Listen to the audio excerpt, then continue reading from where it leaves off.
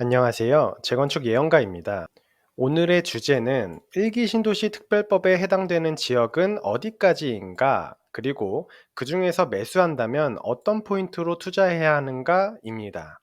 첫 번째 주제부터 바로 들어가도록 하겠습니다. 일기 신도시 특별법 대상은 어디까지일까요? 분당, 일산, 평촌, 삼본, 부천 5개 아니야? 라고 생각하실까봐 질문 드렸고요.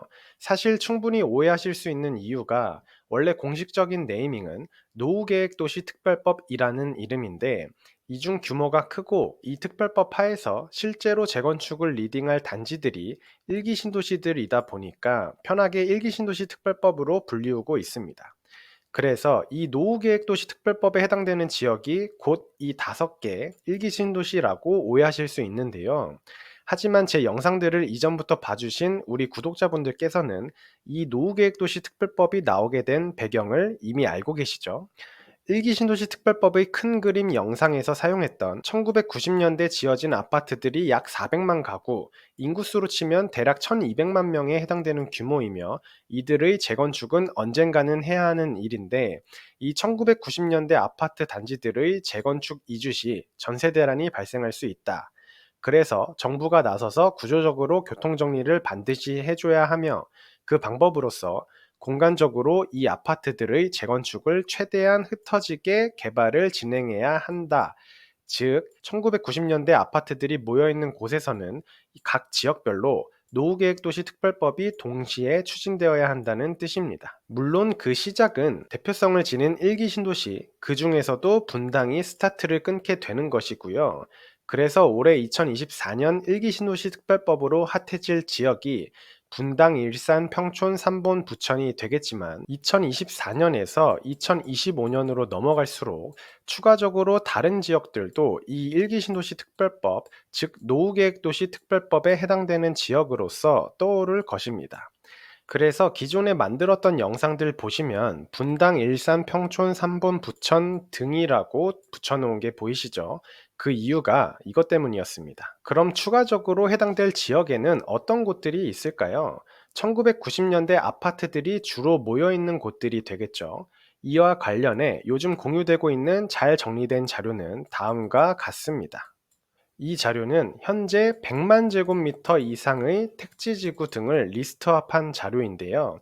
사실 이것도 현재의 노후계획 도시 기준을 100만 제곱미터 이상으로 잡아서 그렇지 본질적으로는 시간이 지날수록 80만 제곱미터 이상, 60만 제곱미터 이상 이런 식으로 해당되는 지역이 점차 확대될 것으로 예상합니다. 우선 현재는 수도권 부분 먼저 확대해서 연접 지역 포함 100만 제곱미터 이상 기준으로 해당되는 곳들 한번 보겠습니다. 서울은 이미 재건축 사업성이 맞춰진 곳 순서대로 개발이 끝났거나 진행 중이고요. 일산, 분당, 부천, 평촌, 삼본 이외에 수원, 영통, 광명, 하안, 고양, 화정이 있고요. 광명, 철산은 사업성이 좋아서 이미 자력으로 개발이 거의 완료되었고 의정부, 금호, 고양, 능곡, 안산, 포일도 사업성이 좋으니 자력으로 개발 진행이 거의 끝났고요. 안산, 반월 국가 3단은 시흥시 정왕동 쪽 얘기하는 겁니다. 수원, 메탄, 정자, 천천, 용인, 수지, 평택, 안중, 하남, 고양, 중산, 의정부, 송산, 오산, 우남, 고양, 행신, 구리, 교문, 토평, 인창, 수원, 건선, 메탄, 용인, 기흥, 평택, 비전동, 합정동 쪽은 개발이 이미 거의 끝났죠. 사업성 괜찮은 곳은 이렇게 자력으로 개발이 알아서 됩니다.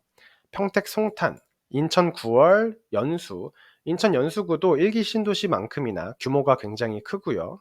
그리고 계산, 만수, 부평 등이 있네요. 이 지역들 중 몇몇 곳들은 제가 사업성 리뷰를 진행할 예정이고요. 가급적 사업성이 괜찮은 곳들 위주로 다뤄볼 예정입니다. 구독자분들께서도 방금 언급드린 지역들 중에서 사업성 리뷰 영상을 보고 싶은 단지가 있으시다면 댓글로 남겨주시기 바랍니다. 아파트 단지 언급이 많이 된 곳들 위주로 영상을 만들려고 합니다. 마지막으로 그러면 이 지역들 중 투자해야 한다면 투자 포인트는 어떻게 될까요? 그건 바로 1990년도 아파트가 모여있는 위 지역들 중에서 애초에 사업성이 좋아서 만약 일기 신도시 특별법 혜택을 못 받을지라도 자력으로 재건축 추진이 가능한 곳, 지금과 같은 때에 미리 매수를 해놓는 것이 바로 투자 포인트가 되겠습니다. 일기 신도시 특별법 수혜를 받으면 더 좋고, 못 받더라도 자력으로 재건축이 가능하면 그 자체로 수익이 많이 날 것이기 때문입니다. 다만 사업성이 나오는 아파트들은 전체 아파트들 중 약 10% 내외가 되기 때문에 잘 선별해서 투자를 해야 하고요. 그래서 제가 항상 드리는 얘기가, 재건축 사업성을 볼 줄 아는 눈이 생기면 투자 수익을 내기가 아주 쉬워진다는 겁니다.